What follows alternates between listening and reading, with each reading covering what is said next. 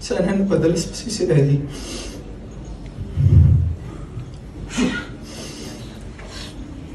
Sana kinumusta kita nung malungkot ka at nag-iisa.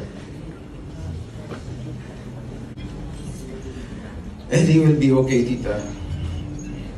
Hindi ko siya pababayaan.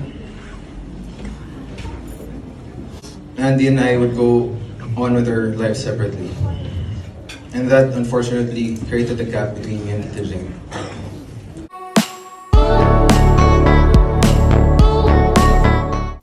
Ejercito nagbahagi ng eulogy para kay Tita Jane, Jaclyn Jose. Ang kanyang sandalan tuwing may problema nga sila noon ni Andy. Maraming beses din ngang nabanggit ni Jake ang kanilang relasyon ni Andy sa kanyang speech, na talagang si Jaclyn Jose daw ang talagang kanilang sandalan noon. Share a table with my mom at the countless children's parties we would attend each year. I don't remember interacting with her that much, aside from the usual beso. She was just that Tita who appeared to the facial burn on TV, and that Tita who had a daughter who looked like a doll and almost never spoke. After many years of not seeing each other, her daughter and I would again cross paths. That's when I got to know her more, and when she became Tita Jane to me. She was indulgent, fun, and as we usually put it, cowboy. She would at times join Andy and I on our dates to the movies, to fully book, and to restaurants. She would always cook for me whenever I visited, and we would bond over our love for Michael Jackson and interest in politics, much to Andy's annoyance. Nevertheless, I still felt the need to impress Tita Jane.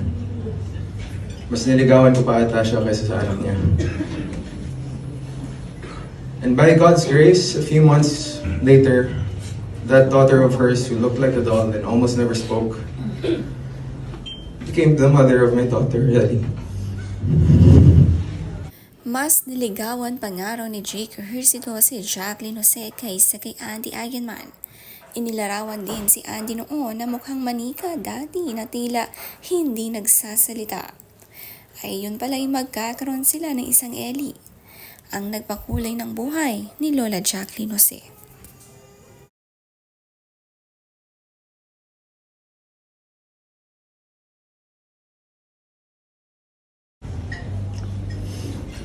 And boy, was Tita Jane the happiest. It wasn't exactly a smooth sailing pregnancy showbiz-wise, but being a nanay to Ellie seemed like the best thing that ever happened to Tita. Ellie was her pride and joy. Ellie became her life. It's no secret that Andy and I had a lot of highs and lows. And through it all, Tita Jane never wavered. In fact, the trials Andy and I faced brought me and Tita Jane even closer. Siya ang kausap ko sa phone ng ilang oras kapag may problema. Siya ang kainuman ko kapag may mas malaking problema.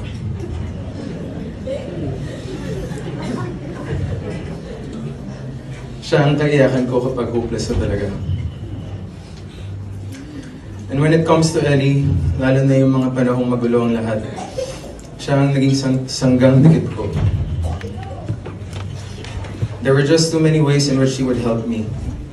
But what stands out to me is during the times when I was dying to see or spend time with my daughter but couldn't, Tita was the one who would help me find ways. Kahit anong oras, kahit nasa taping pa siya, she would go out of her way para makasama ko si Ellie, even just for a few moments. Perhaps she did it for me too, but I'm sure she did it especially because she knew it would be good for Ellie. But as fate would have it, Andy and I would go on with our lives separately. And that, unfortunately, created a gap between me and Tita Jane. Nawala na yung phone calls, text messages, at inuman.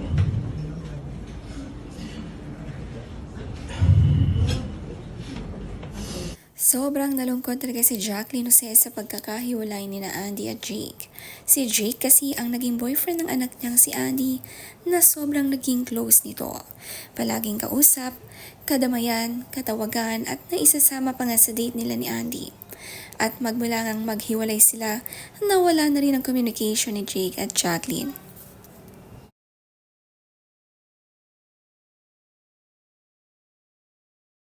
It genuinely pains me to admit that we have basically become almost strangers these past few years. Hi, hello, and thank you na lang every time sinusundo or hinahatid niya si Ellie sa amin. Tita, if you're listening, salamat sa lahat-lahat. And I'm sorry. Napakabigat nito, Tita. Nagpaalam ka na lang bigla. Ang daming sana. Sana naibalik pa natin kung paano tayo dati. Sana nahingan kita ng advice sa trabaho natin. Sana naka-eksena man lang kita. Sana nakapag-2 bots pa tayo. Sana napadalas pa si Ellie.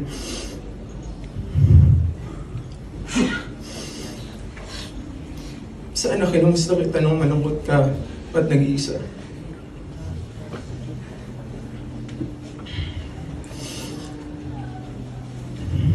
Tita, sana makabawi ako sa iyo through Ellie. Pero huwag kang mag-alala. Dahil tinuruan mo ako at pinakita at pinaramdam mo sa akin kung paano maging mabuting magulang. Ellie will be okay, Tita. Hindi ko siya pababayaan. Ang daming pinagsisisihan ni Jake Ejercito.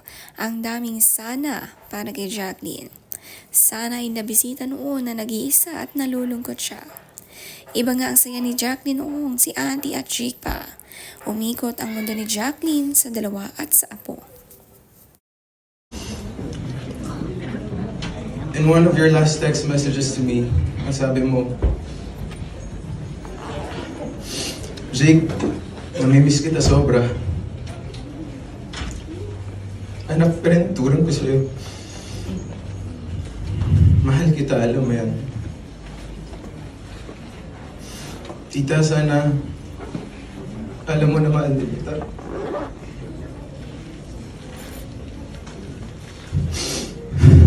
At mahal na mahal ka ni Ellie, Tita. Her one and only nanay, you'll always be. Thank you.